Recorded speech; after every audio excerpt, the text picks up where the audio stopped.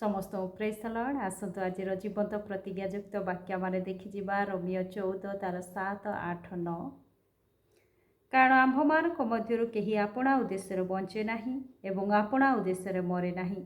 जेणु जदि आम्भे माने बंचु तेबे प्रभुंक उद्देश्य बंचु, किंबा जदि मरु तेबे प्रभुंक उद्देश्य मरु। अतएव जदि आम्भे माने बंचु किंबा मरु आम्भे माने प्रभुंकर अटु।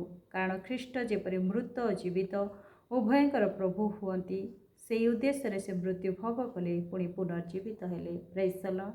आज वाक्य आमे देखु आमे जिते बड़े बंचु अच्छु आमे निज उद्देश्य बंचु नाहु, जदि मरी जाऊँ आमे निज उद्देश्य मरुना। प्रभुंक वाक्य लेखा जे आमे जिते बड़े बंची अच्छु प्रभुंक उद्देश्य बंची अच्छु, जदि बा मरु आमे प्रभुंक उद्देश्य ही मरु। आमे बंचु किंबा मरु आमे परमेश्वरंकर अटु। Praise the lord. आज अनेक लोक आपण आत्मीय मान को हराई दुखरे थिबे।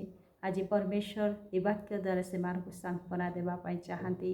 आमे बंचुछु जदि प्रभुंक उद्देश्य ही बंची अच्छु, जदि बा मरु आमे प्रभुंकर ही अटु, प्रभुंक ठारू भिन्न नहु। आमानकर आत्मीय माने जो माने आज आमान को छाड़ी चली जाइछंती से माने प्रभुंक ठारी ही अछंती, प्रभुंक ठारू से माने भिन्न नुहंती।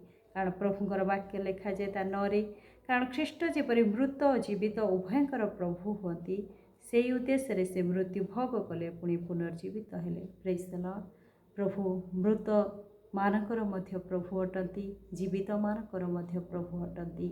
आज मृत मानकर प्रभु हेबा निमंते से मध्य निजे मृत्यु भोग कले आ पुनर्जीवित हेले। तेणु आज मृत लोक माने मध्य प्रभुंकर अटंती, मृत्यु पर से माने प्रभुंक ठारे ही अछंती, प्रभुंक ठारू भिन्न नुहंती। आज परमेश्वर वाक्य लिखा जाए जोहन 17 तार 14 16 18 मु से मानकु तुम्भर वाक्य दान करियछि आ जगत से मानकु घृणा करियछि। कारण मु जेपरि ए जगतरु उत्पन्न नुहे से माने सेपरि ए जगतरु उत्पन्न नुहंती। तुम्भे मते जेपरि जगत को प्रेरण करियछ मु मध्य से मानकु सेपरि जगत को प्रेरण करियछि। Praise the lord. प्रभु कहती मु जे प्रकार जगतर उत्पन्न नुहे से माने मध्य जगतर उत्पन्न नुहंती। आउ तुम्हें जेपरि मते जगत को प्रेरण करियछ मु मध्य से मानकु सेपरि जगत को प्रेरण करियछि। Praise the lord. प्रभु तांकर विशेष योजना अनुसार आमानकु जगत रे प्रेरण करियछंती बा रखियछंती।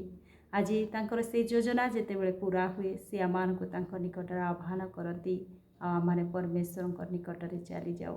तेणु आज परमेश्वर आमान को प्रेरण करियछंती। प्रभुंक उद्देश्य आमाने जगत रे आसीअछु। आमाने जदि बंचीबा प्रभुंक उद्देश्य ही बंचीबा, जदि बा मरुअछु आमाने प्रभुंक उद्देश्य ही मरुअछु। आज वाक्य अनुसार आमाने सांत्वना हवा।